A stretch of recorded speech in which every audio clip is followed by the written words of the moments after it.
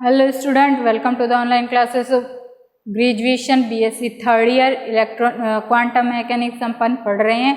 Quantum mechanics में अपना lecture number 9 है और अपन ऑपरेटर्स के बारे में डिस्कस कर रहे थे क्वांटम मैकेनिक्स के ऑपरेटर में। अब अपन देखते हैं अपनी एक्सपेक्टेशन वैल्यूज हो चुकी हैं, कम्यूटेटर हो गए। अब इसके बाद अपन देखते हैं एरनफेस्ट थ्योरम। एरनफेस्ट थ्योरम क्या होती है?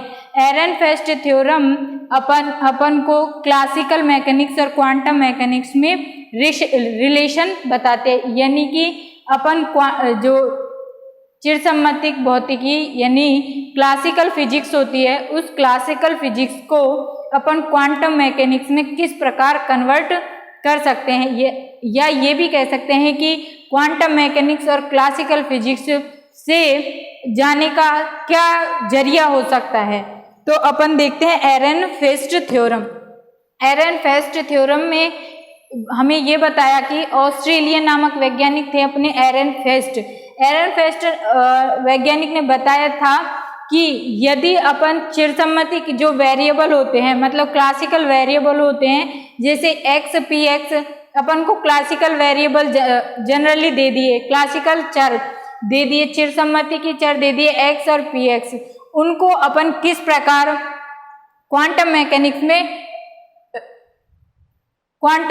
मैकेनिक्स में ट्रांसफर कर सकते हैं। यानी कि जैसे एक्स और पी एक्स दे रखा है, अब एक्स और पी एक्स को यदि अपन एक्सपेक्टेशन वैल्यू की फॉर्म में लिखें, एक्स पी एक्स यदि अपन एक्सपेक्टेशन वैल्यू की फॉर्म में लिखें तो वो अपनी क्वांटम मैकेनिक्स के बारे में बताएगा। यानी कि जो एक्स और पी एक्स क्लासिकल वेरिएबल हैं, उनका यदि अपन एवरेज निकाल लें, उनका एक्सपेक्टेशन मान निकाल ले, तो वो क्वांटम गतिकी में या क्वांटम मैकेनिक्स में अपने पार्टिकल की मोशन को डिफाइन कर देगा। जैसे अपन ये कहें कि एक्स वेरिएबल एक्स दे रखा है, पी एक्स दे रखा है, अब तो ये जब कोई ऑपरेटर वगैरह कुछ नहीं लगा हुआ तो ये क्या हो गए, अपनी क्लासिकल वेरिएबल हो गए। क्या हो गए? क्लासिकल वेरिएबल हो गए। और यदि x cap P x cap, अभी ये क्वांटम मैकेनिक्स में होगा, अब इनका भी एवरेज लिया जाए, तो ये क्वांटम मैकेनिक्स को डिफाइन करेंगे। यानी कि हम कह सकते हैं कि क्लासिकल वेरिएबल जो कि एक्स पी एक्स, यहाँ पे तो ये कण की गति को बता रहे हैं, किस में? कण की गति की किस में बता रहे हैं? क्लासिकल फिजिक्स में। और यदि इनका एवरेज मान ले लिया जाए, इनकी एक्सपेक्टेशन वैल्यू निकाल ली जाए, तो ये हमारे क्वांटम मैकेनिक्स में कण की गति को डिफाइन करेंगे। इसका मतलब ये कह सकते हैं कि एरनफेस्ट थ्योरम हमें ये बताती है कि क्लासिकल मैकेनिक्स से अपन क्वांटम मैकेनिक्स में किस प्रकार जा सकते हैं। तो अपन देखते हैं इसके स्टेटमेंट या एरनफेस्ट थ्योरम की क्या होती है, एरनफेस्ट थ्योरम के समीकरण क्या होते हैं। तो अपन ये देखते हैं, यदि एरनफेस्ट थ्योरम टॉपिक क्या है अपना, एरनफेस्ट थ्योरम।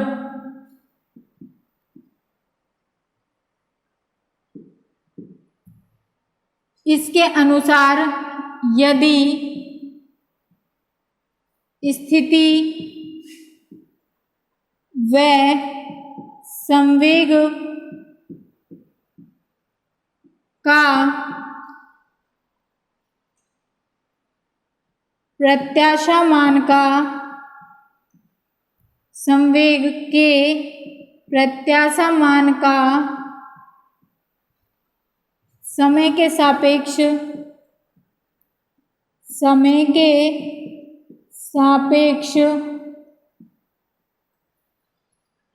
अवकलन कर दिया जाए, समय के सापेक्ष अवकलन कर दिया जाए, तो वह अपन को बल व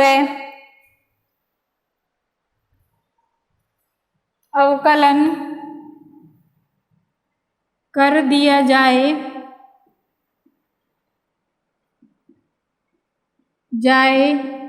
तो वह संवेग व बल के प्रत्याशा मान के बराबर होता है। बल के प्रत्याशा मान के बराबर होता है। ये अपन को स्टेटमेंट दिया किसने? एरेनफेस्ट ने। मतलब क्या कहा? स्थिति और संवेग के प्रत्याशा मान का, स्थिति क्या हो गई x और इसका प्रत्याशा मान क्या हो गया ये। स्थिति और संवेग यानी px के प्रत्याशा मान का यदि समय के सापेक्ष अवकलन कर दिया जाए, ये अपन ने अवकलन कर दिया और इसको m से गुणा करने पर, स्थिति के मान को m से गुणा करने पर अपन को क्या देगा? वो px के प्रत्याशा मान का। और ये अपन को क्या बताएगा? बल के बराबर del v upon del x बराबर माइनस एफ ऑफ x का एवरेज या एक्सपेक्टेशन वैल्यू। यानी कि अपन x के एवरेज को, x के प्रत्याशा मान को समय के सापेक्ष अवकलन करने पर और द्रव्यमान से यदि गुणा कर दिया जाए तो वह संवेग के प्रत्याशा मान के इक्वल होता है। तो ये तो अपना एरेनफेस्ट का फर्स्ट समीकरण है। और यदि संवेग के प्रत्याशा मान का समय के सापेक्ष अवकलन कर दिया जाए तो वो अपन बल के प्रत्याशा मान के बराबर होता है। ये एरेनफेस्ट का सेकंड समीकरण है। इन समीकरणों की सहायता से अपन क्वांटम मैकेनिक्स में पहुंच सकते हैं। यानी कि अपन को जैसे क्लासिकल मैकेनिक्स के वेरिएबल दे रखे हैं, क्लासिकल मैकेनिक्स के वेरिएबल x और px हैं। अब क्वांटम मैकेनिक्स में कैसे पहुंचेंगे? यदि x कैप का एवरेज लेकर उसका समय के सापेक्ष अवकलन कर दें तो अपन को यह कण की गति को बताएगा। किस कण की गति को किस में बताएगा? क्वांटम मैकेनिक्स में। यानी कि यदि उसका एवरेज ले लिया जाए, एक्सपेक्टेशन वैल्यू ले ली जाए और उसको m से गुणा करने पर वो अपन को संवेग के बारे में बताएगा, संवेग के प्रत्याशा मान के बारे में। यानी कि एवरेज लेने पर अपन क्वांटम मैकेनिक्स में ट्रांसफर हो जाएंगे। ये अपना क्या है? एरेनफेस्ट थ्योरम का स्टेटमेंट है। अब अपन देखते हैं एरेनफेस्ट थ्योरम जो ये समीकरण दे रखे हैं, इन समीकरणों को अपन किस प्रकार निकाल सकते हैं। तो फर्स्ट एरेनफेस्ट के फर्स्ट समीकरण का अपन प्रूफ देखते हैं। एरेनफेस्ट प्रथम समीकरण का डेरिवेशन, ये अपने एग्जाम में आता है।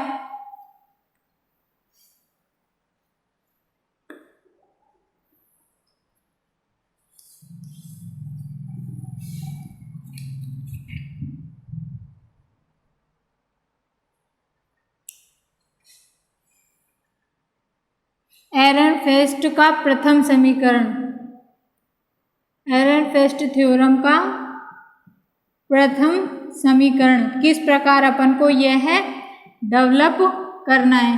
अभी बताया था क्या होता है एरेनफेस्ट का फर्स्ट समीकरण, M D upon D T x का एवरेज बराबर क्या आया था? अपना एवरेज ऑफ पी एक्स। ये अपन को निकालना है। तो अपन देखते हैं, अब सबसे पहले बता देते हैं कि जो अपनी time dependent equation Schrodinger equation होती है, जिस पर पूरी क्वांटम मैकेनिक्स बेस्ड है, श्रोडिंगर इक्वेशन, उसको बताते हैं वो क्या होती है? Minus H cut square by 2m del square psi wave function पर ऑपरेट की v। ये साई फंक्शन हमारा किस किस का फंक्शन है? r और t का, यानी पोजीशन और टाइम का फंक्शन है। आर टी लिख सकते हैं plus we are psi are T equal to अपना एनर्जी बराबर iota H cut del upon del T, और ये आर टी का फंक्शन है। तो ये अपनी कौन सी है? Time dependent Schrodinger equation. ये नेक्स्ट चैप्टर में अपनी खूब आएगी, time dependent Schrodinger equation. Schrodinger equation. अब अपन इसको देखते हैं।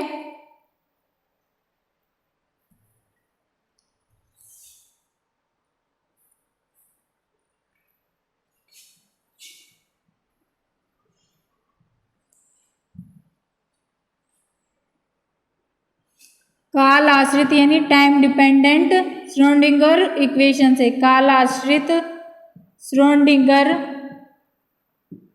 समीकरण से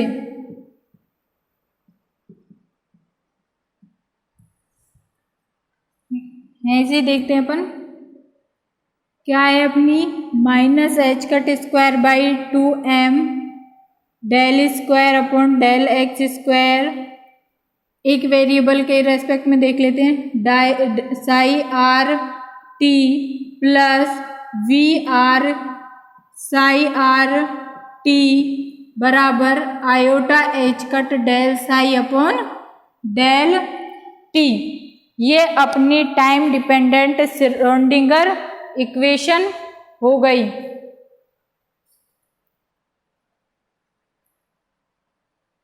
थोड़ा इधर लिख देते हैं, minus H cut square by 2m del square upon del x square psi R T plus we are psi are T equal to iota H cut del upon del T psi are T. अब अपन को पता है जो energy Hamiltonian है वो क्या होता है, एच कैप बराबर minus H cut square by 2m del square psi upon del x square plus we are. ये अपना क्या होता है, हैमिल्टोनियन होता है। अब अपन आगे देखते हैं,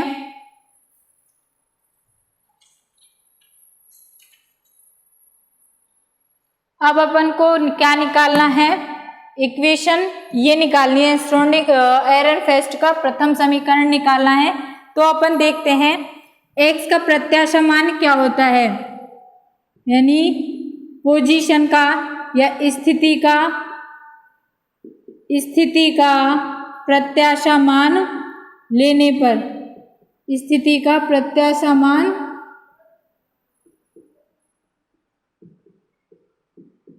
क्या होता है, x बराबर, यदि सामान्यकरण है फंक्शन हमारा नॉर्मलाइज्ड है तो psi star R T X psi are T D V whole space के रेस्पेक्ट में। इसको अपन ऐसे भी लिख सकते हैं, एक्स कैप इक्वल टू, इसको बार बार लिखने की जरूरत नहीं है, अपन को पता है एक्स साई डी वी। अब इसका अपन अवकलन लें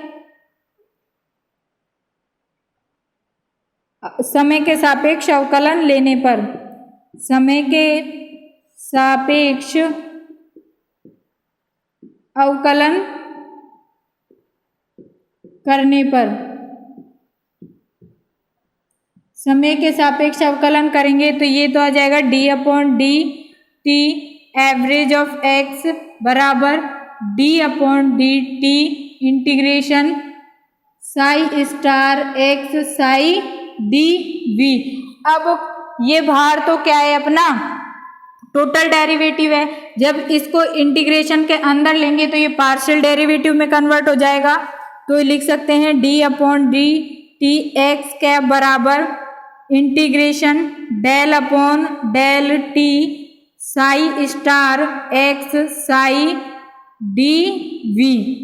इसका करते हैं अब, तो ये आ जाएगा बराबर इंटीग्रेशन, पहले इसको बाहर ले लो, x psi del upon d del T psi star plus x को बाहर लिया और साई स्टार को बाहर लिया, ये आ जाएगा del x upon X psi star को अपन ने बाहर लिया, ये आ जाएगा del psi upon del T plus psi star को बाहर लिया तो आ जाएगा del x upon del T. अब अपन देखते हैं डॉट डी वी। अब अपन देखते हैं कि x फंक्शन t पर क्या डिपेंड कर रहा है, x सिर्फ पोजीशन पर ही डिपेंड कर रहा है, तो x का t के रेस्पेक्ट में अपना अवकलन क्या हो जाएगा, 0। क्यों हो जाएगा, क्योंकि x और t आपस में स्वतंत्र है। तो यहाँ लिख सकते हैं, यहाँ x व t परस्पर स्वतंत्र हैं। अब इंडिपेंडेंट हैं तो एक का दूसरे के रेस्पेक्ट में डेरिवेटिव 0 हो जाएगा, तो हमारा क्या हो जाएगा, del x upon del t बराबर 0। तो इक्वेशन अपनी क्या आ जाएगी, d upon D T x का एवरेज बराबर क्या आ जाएगा, इस इक्वेशन से देखो, integration x psi del psi star upon del T plus x psi star del psi upon del t, ये इंटू डी वी, ये अपनी इक्वेशन आ गई। इसको अपन देते हैं equation number first. Equation number first दे दिया। अब अपन देखते हैं टाइम डिपेंडेंट श्रोडिंगर इक्वेशन से देखते हैं। तो इसको अपन यदि मॉडिफाइड फॉर्म में लिखना चाहें, मतलब अपन को del psi upon del T का मान निकालना हो, यानी कि del psi upon del T का मान निकालेंगे, तो इससे आ जाएगा अपना माइनस का iota H cut minus H cut square by 2m del square upon del x square psi plus we are psi, या साई को अपन बाहर ले लें इंटू साई, और यदि इसका अपन स्टार ले कॉम्प्लीमेंट्री ले तो क्या आ जाएगा, डेल साई स्टार, इसका कॉम्प्लीमेंट प्लस हो जाएगा, तो iota upon H cut minus H cut square by 2m del square upon del x square plus we R into psi star. इसको इक्वेशन नंबर फर्स्ट दे दिया, इसको इक्वेशन नंबर अपन second दे देते हैं, इसको इक्वेशन नंबर थर्ड दे देते हैं। अपन अब यहाँ पे del psi star del T की वैल्यू यहाँ से पुट कर सकते हैं और del psi upon del T की वैल्यू यहाँ से पुट कर सकते हैं। तो समीकरण एक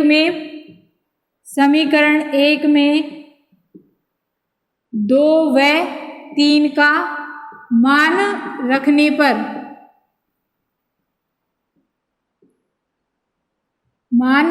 पर तो क्या आता है अपना d upon D T x cap बराबर integration x psi del psi star upon del t, इसकी वैल्यू पुट करो इसको, ये आ जाएगा अपना iota H cut minus H cut square by 2m del square upon del x square plus we are, ये value put कर दी, और यहाँ क्या आ जाएगा अपना psi star plus x psi star और del psi upon del T की वैल्यू क्या है, माइनस का iota upon H cut minus H cut square by 2m del square upon del x square plus we are psi आ जाएगा। अब इसमें देखो ये वाली टर्म कट जाएगी, ये माइनस में है ये प्लस में है और ये नहीं कटेगी, तो अपनी इक्वेशन क्या आ जाएगी, d अपॉन डी टी बराबर एक्स कैप क्या आ जाएगा अपना एक्स साई, और आयोटा एच कट को भी अपन बाहर ले लें, इस टर्म को अपन बाहर ले लें तो क्या आ जाएगा अपना आयोटा एच कट और H cut square by 2m को बाहर ले लिया अपन ने, तो ये आ जाएगा इंटीग्रेशन एक्स साई, ये टर्म कट गई, इसमें भी अपन ने ये बाहर ले लिया क्योंकि वी आर साई स्टार ये इंडिपेंडेंट है, ये भी इंडिपेंडेंट है, तो ये कट जाएंगी, इसलिए अपन लिख सकते हैं एक्स साई, इसको लिखो माइनस का del square del x square और ये आ जाएगा अपना साई स्टार। ये अपन ने एक वेरिएबल ले लिया है x, बाकी ये टोटल r के रेस्पेक्ट में डेरिवेटिव है। और इधर आ जाएगा अपना plus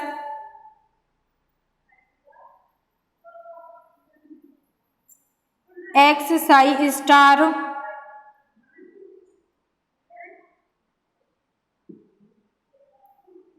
del square upon del x square psi whole, इसका आ जाएगा dv, मतलब स्पेस के रेस्पेक्ट में डिफरेंशियल। अब इसको अपन डेल स्क्वायर भी तो लिख सकते हैं, तो d upon D T x cap बराबर हो जाएगा, h कट से h कट चल जाएगा, तो ये बच जाएगा अपना iota h cut upon 2m बच जाएगा सिर्फ यहाँ।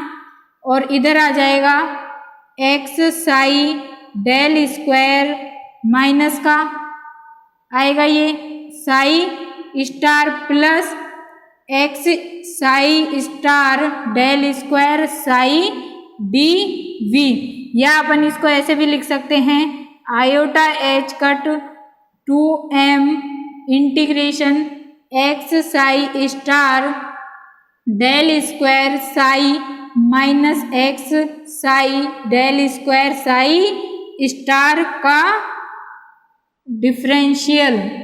ये इक्वेशन नंबर अपनी आ गई 4th। अब अपन आगे देखते हैं, अब इनको शॉर्ट आउट करते हैं। तो फर्स्ट अपन अब इनमें सर्व समीका लगाते हैं, सर्व समीका की सहायता से इनको सॉल्व करेंगे।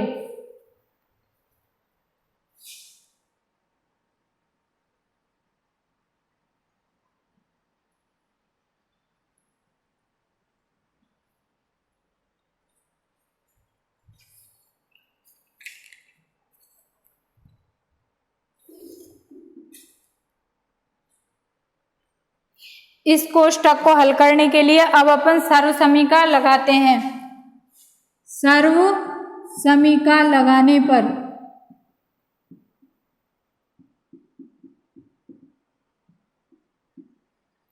यानी कि डेल, अपन किसी भी चीज का डाइवर्जेंस ले, जैसे अपन ने माना डेल और फाई ए बराबर, इसका अपन डाइवर्जेंस निकालें तो पहले एक को कांस्टेंट मानो, तो दूसरे के रेस्पेक्ट में डेल ए प्लस दूसरा हो जाएगा अपना ए को बाहर लो और डेल फाई के रेस्पेक्ट में उसका डाइवर्जेंस। अब यहाँ पे अपन मान लेते हैं फाई बराबर तो है क्या एक्स साई, माना फाई बराबर एक्स साई है, और ए बराबर अपना है, फाई बराबर तो अपना क्या है एक्स साई है, और फाई बराबर है del psi star, del psi star. तो इसमें अपन वैल्यू पुट करें तो क्या आ जाएगा, डेल ये माना है, ये आ जाएगा अपना एक्स साई, और ए का मान डेल साई स्टार बराबर फाई का मान क्या है एक्स साई, और डेल और ए का मान क्या है del psi star plus A का मान है del psi star del phi, del psi star del और फाई का मान क्या है एक्स साई। ये अपनी वैल्यू आ गई। अब अपन देखते हैं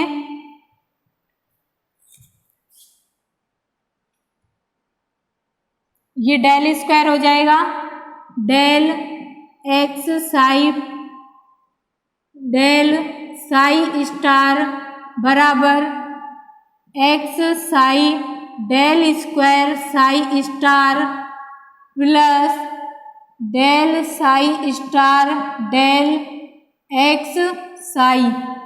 अब अपन देखते हैं x psi del square psi star. अब अपन इसका टोटल इंटीग्रेशन लेते हैं, समाकलन लेने पर तो देखते हैं del x psi star D we बराबर integration x psi del square psi star D v plus del psi star del x psi D we.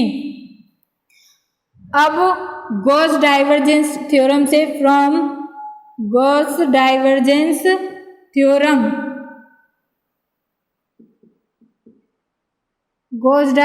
Theorem से अपन देखते हैं कि सरफेस वॉल्यूम इंटीग्रल को, जैसे ये अपन को दे रखा है, वॉल्यूम इंटीग्रल को अपन सरफेस इंटीग्रल में कन्वर्ट कर सकते हैं। तो ये क्या आ जाएगा, ए डॉट डी एस, ये अपनी क्या है, गॉस डाइवर्जेंस थ्योरम है। तो इसके अनुसार अपन इसको सरफेस इंटीग्रल में लिख सकते हैं। तो इसके लेफ्ट हैंड साइड को देखें, इस वाले पार्ट को, इसको इक्वेशन नंबर 5 देखो, इक्वेशन नंबर 5, फ्रॉम इक्वेशन 5 से integration del x psi star D we बराबर क्या लिख सकते हैं अपन, इसको लिख सकते हैं x psi del psi star dot D S, यानी सरफेस इंटीग्रल। अब अपन देखते हैं जो अपने वेव फंक्शन साई होता है उसकी अपनी प्रॉपर्टीज होती हैं कि फंक्शन, ये वेव फंक्शन इनफाइनाइट पे वेनिश कर जाता है, मतलब इनफाइनाइट पे, अनंत बाउंड्री पे साई इसकी वैल्यू 0 होती है। तो इसका मतलब क्या हो गया, ये बराबर